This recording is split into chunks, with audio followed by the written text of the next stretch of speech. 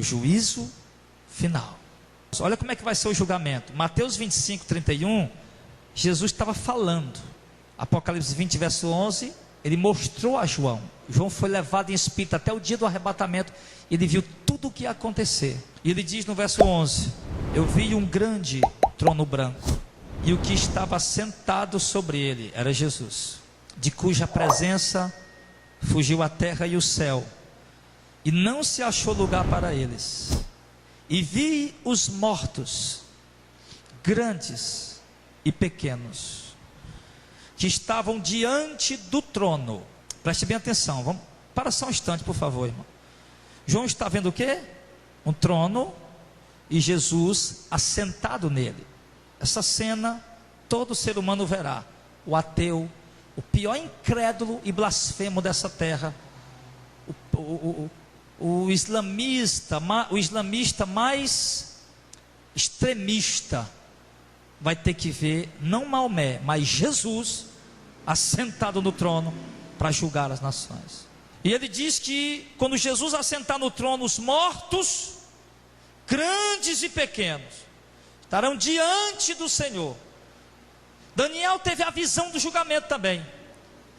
Daniel disse que o dia do julgamento havia um ancião de dias assentado no trono, e havia milhares de anjos que o serviam, e diante dele havia um mar de fogo, e haviam milhões e milhões diante dele para ser julgado.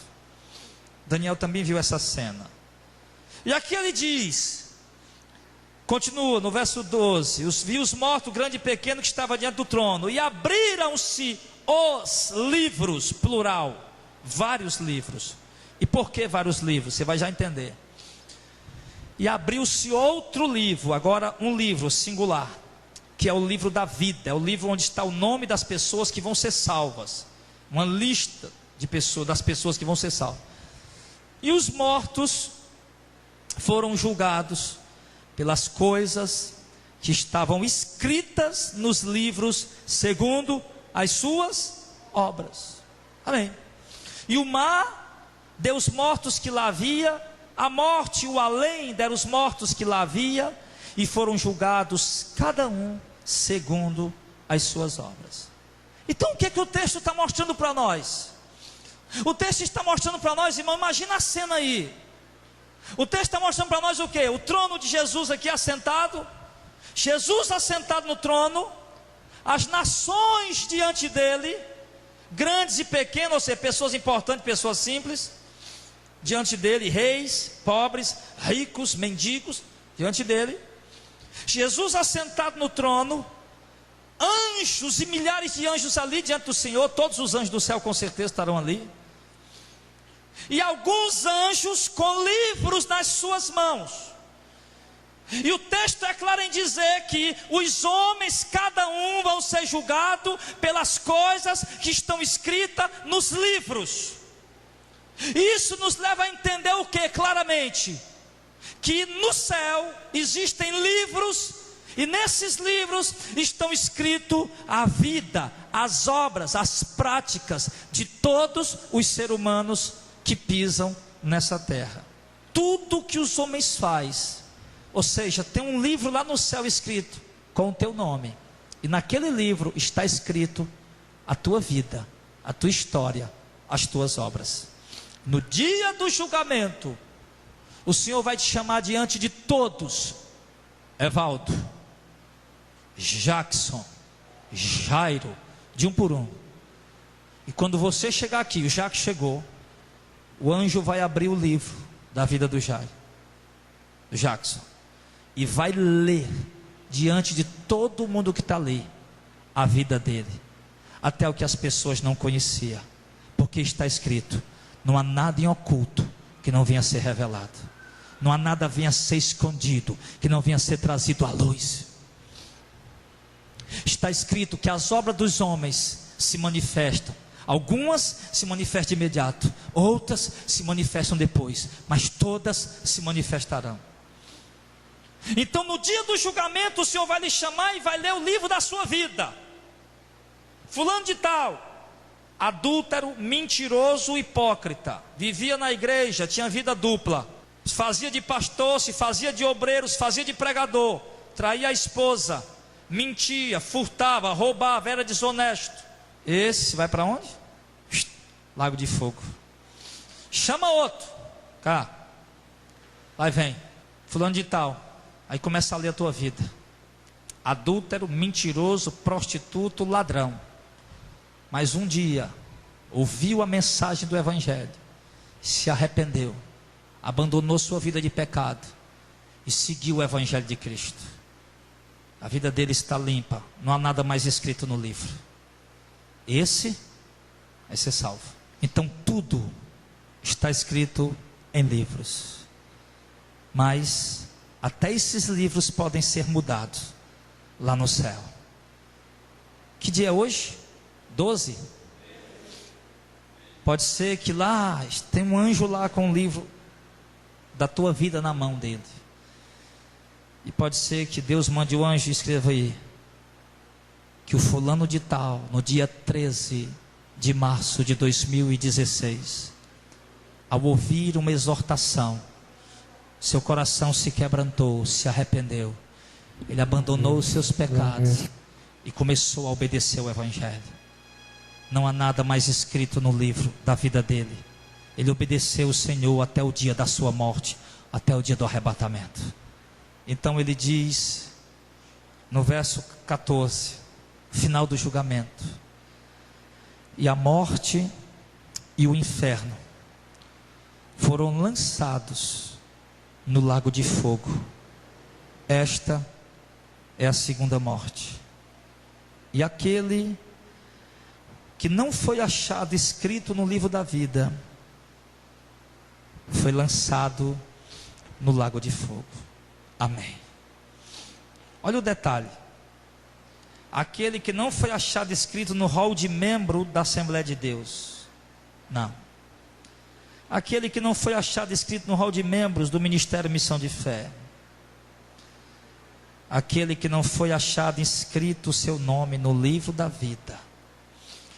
Pode ser que seu nome esteja no livro dos discípulos da Igreja Missão de Fé. Pode ser que seu nome esteja escrito no livro dos discípulos da Assembleia de Deus. Mas pode ser que seu nome não esteja escrito no céu.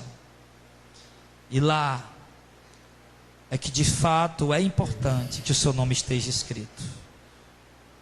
E isso é tão importante que quando os discípulos expulsaram o demônio e curaram enfermos, chegaram eufóricos e alegres em Lucas 10.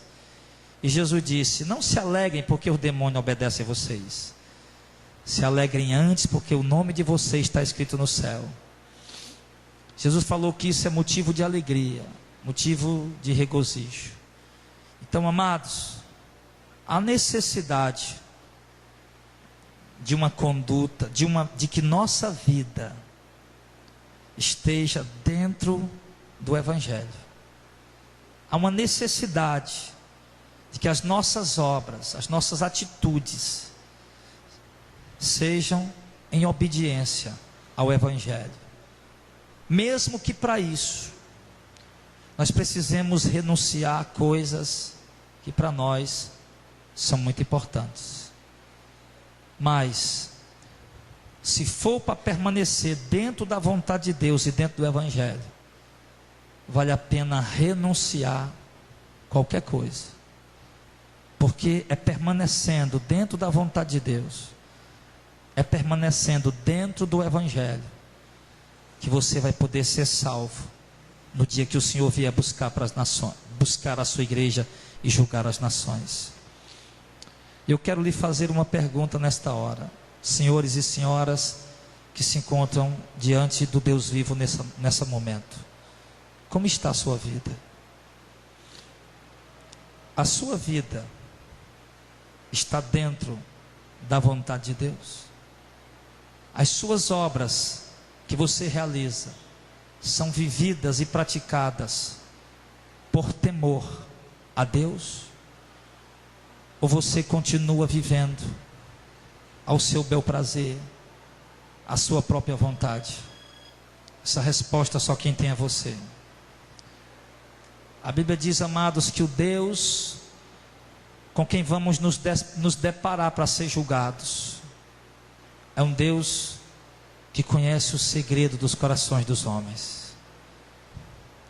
A Bíblia diz que o Deus com quem nós vamos nos deparar para ser julgados é um Deus cujos seus olhos nada pode se esconder dele.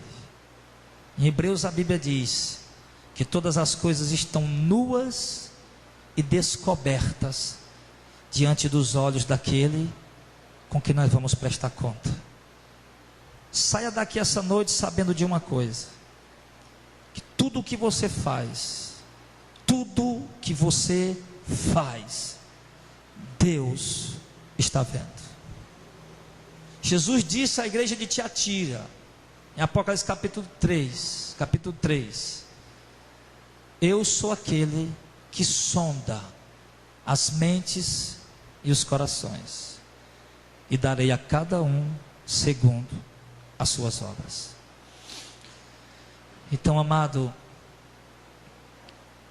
olhe para dentro de você, reveja como está a sua vida, a sua conduta, o seu comportamento. O que precisar mudar, mude. É um conselho de amigo, porque a palavra de Deus nos adverte essa noite. Agora é um conselho de amigo que eu estou lhe dando. A exortação já foi dada, já foi entregue. Agora eu estou lhe dando um conselho de amigo. Veja na sua vida o que precisa ser tirado e tire. Veja na sua vida o que precisa ser melhorado e melhore. Veja na sua vida o que você está deixando de viver que agradaria a Deus e viva. E veja na sua vida o que você está vivendo que desagrada a Deus e tire. Viva a vontade de Deus. Se submeta à vontade de Deus. Obedeça, se sujeite. E eu lhe digo, baseado na palavra de Deus, que Deus lhe dará recompensa grande pela tua obediência. Mesmo que para obedecer você tenha que sentir dores, você tenha que agonizar, você tenha que derramar sangue, mas obedeça. Deus garante uma recompensa imensurável, incalculável para você. E sem falar que Ele vai andar contigo por todos os dias dessa terra, em nome de Jesus. Vamos ficar de pé, igreja.